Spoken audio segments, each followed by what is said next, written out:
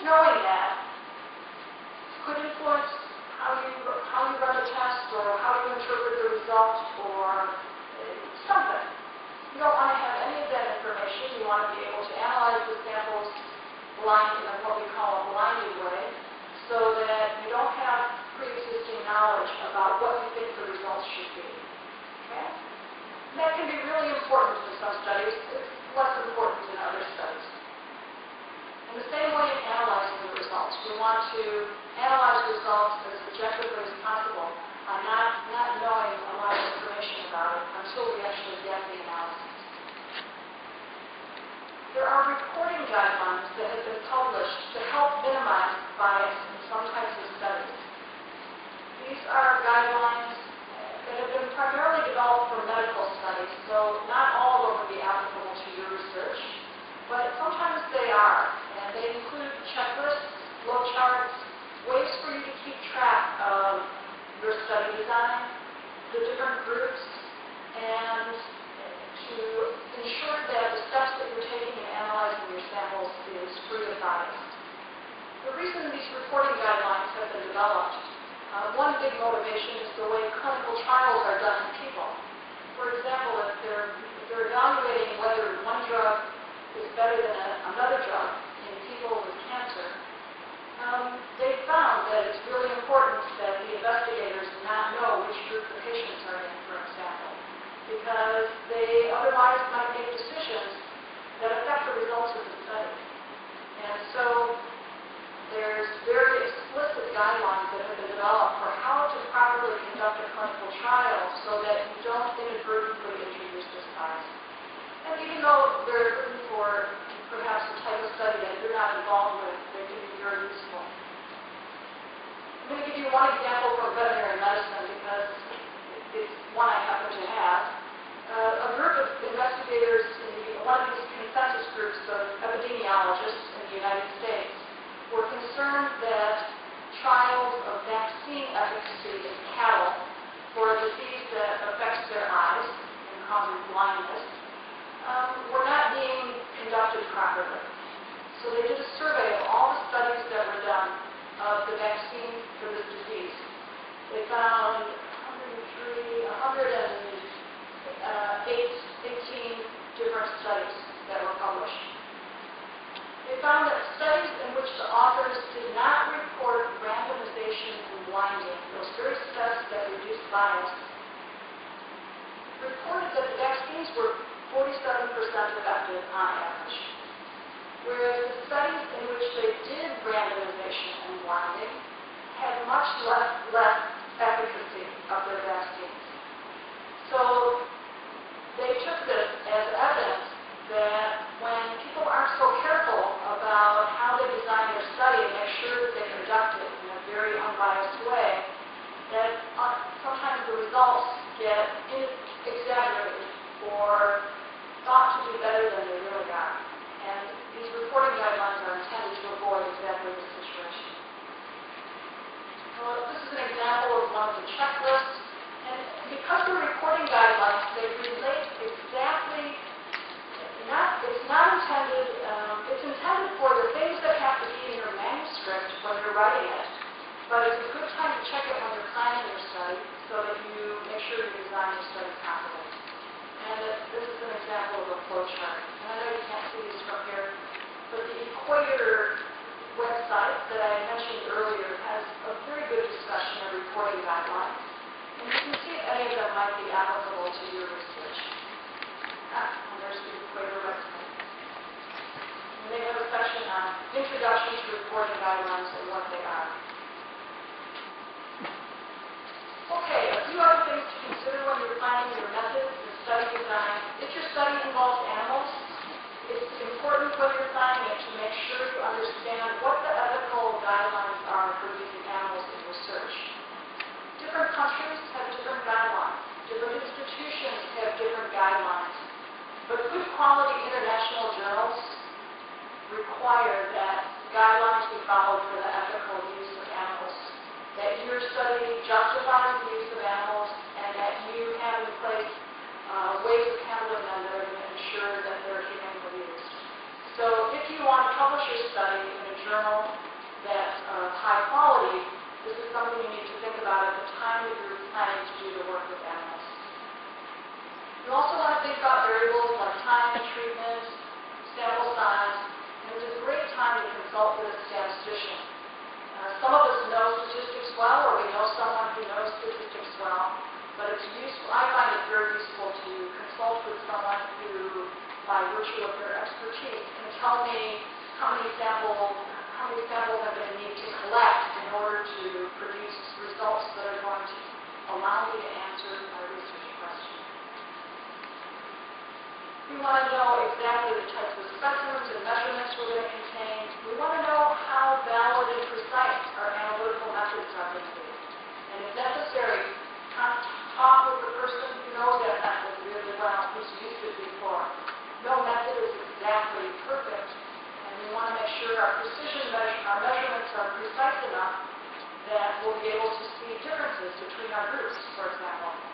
And how will you analyze your results statistically? This is something you should think about before you even do the study. Now in planning the study, we're going to think about what results we expect and what potential problems or limitations might come up. And of course, we don't know exactly. Some of these are going to be unexpected and unplanned for, but we might anticipate that we're going to have some missing data points. How are we going to handle these? Can we still do enough analysis that we will be able to draw conclusions? How long can we store our samples before they degrade and they are no longer going to give us the results that they should? Are we using assays that have been validated for the particular use we want to use them for? If I'm doing air pollution data, maybe weather is going to interfere with my research and I'm going to have to wait to do it again next year. We want to think about all these contingencies so that we can plan for them and have a detailed plan in place for what we will do. All studies have limitations. There's no such thing as a perfect study. But it's important to ensure that the limitations won't substantially affect the quality and interpretation of your results or the validity of your conclusions. Okay? And when you write the discussion section of your paper, you're going to need to discuss these limitations. You're not going to ignore them because all studies have limitations. And we need to know what they are so we can interpret the study properly. So by thinking about it when you're planning a study, you're already planning that part of your manuscript. All right, finally, we want to think about the conclusions that we hope to be able to draw when we plan our study. What are the practical applications going to be? And what implications, on a bigger scale, might our findings have with relation to human health, animal health, environmental health, etc.? All right, we have to think very narrowly when we're planning a study, to get all of the details right, and to recognize that our experiments are only going to address a very specific problem, but we also want to know what the meaning of those results are and what the potential larger implications of that study will be. So we're back here to our diagram where planning a study is just like writing a manuscript, and by taking these kinds of steps and thinking about these questions when you're planning a study, you're already doing a lot of the work that you need to do getting ready to write that manuscript. Now you've planned your study. Now it's a good time to get a peer review, to seek some input on your research plan. Now obviously when you write it up and you're going to submit it to a journal, you're going to get some peer review comments back. But before you even do your study, of course you're going to be discussing it with your major advisor and your supervisor, maybe with some other people in the laboratory.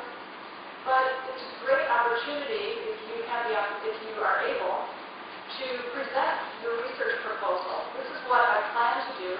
This is how I'm going to do it. And these are the results I think I'm going to get and what I think they will mean. And to have to stand up and say that in front of your colleagues or staff members, it's a really helpful way for you to make sure you have all of those pieces in place and to get some good input, even from people who are working in different areas from you, who might say, wow, why did you think going to sample this kind of fish, or what, I have some experience with that instrument and I think this could cause some problems. So you can get some really good feedback, both in terms of how the planning goes as well as some of the details of it. Because you really would like to make adjustments in your study design now, before you start the study and you can't back out any longer. Once the study is begun, all right, it is what it is. And you want to just make it the best it can be before you even begin. Certainly, if you're writing a grant, it's a great opportunity. You're going to have to pull all of this information together in writing to submit a grant. And it's a good idea if you write a grant to get feedback on that grant as well, for the same reasons. So you could consider this your first peer review process, where you're still in the early stages of planning your study, but you're seeking input from others so that you can make it the best planning possible. Another really good way to get good at planning a study is to critically evaluate the studies of others. And I mentioned Journal Club earlier when I started talking this evening, and really that's what we do in Journal Club. I get together with my graduate students and my residents, and we have 4 or 5 faculty. We're all working in the same area. And every other week we get together and we tear apart somebody's research study. Okay? We have a journal article that we each read critically before we come to our meeting, and one of our graduate students presents the article. So by critically evaluating the article, you're going to ask the same kinds of questions that I brought up are good questions to ask when you're planning your research study. And yes, so here they are. So I mentioned at the end of the first talk how to browse a research article, how to get the main points from it. But now we're going to look at it much more critically. We're going to read it word for word, and we're going to ask these questions. We're going to say, what is the research question or hypothesis? You would be surprised how many studies are published in the literature that never really come out and tell you what their research question was. They just say, we did this. And that doesn't help you understand the reason behind them doing their studies or know what you should expect in terms of the results. So the first question to ask when you're reading, critically evaluating a research article is, what is their research question or hypothesis? Then you want to ask, does their introduction explain why the study is important and why they did it? Okay? Again, this is something you're asking yourself when you're planning a study, but by reading somebody else's paper and asking these questions, you're going to get good at recognizing studies that don't have a good explanation. I don't know why they did this study. It's already been done before.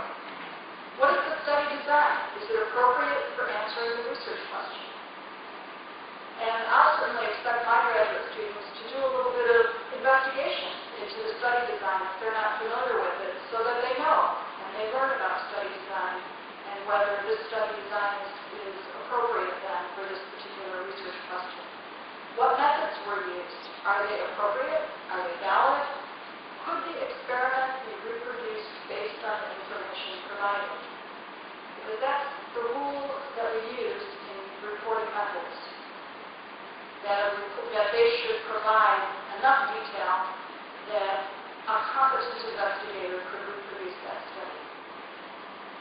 What are the results? Are they valid?